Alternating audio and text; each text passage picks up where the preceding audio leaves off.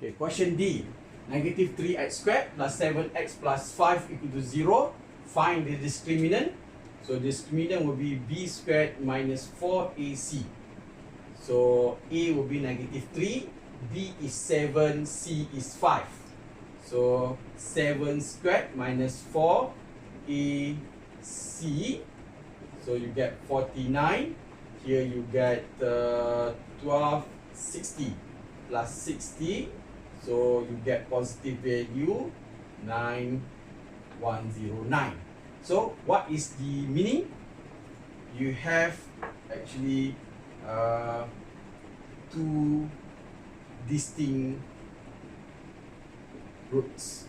Okay, dua roots yang berbeza. Okay, check calculator.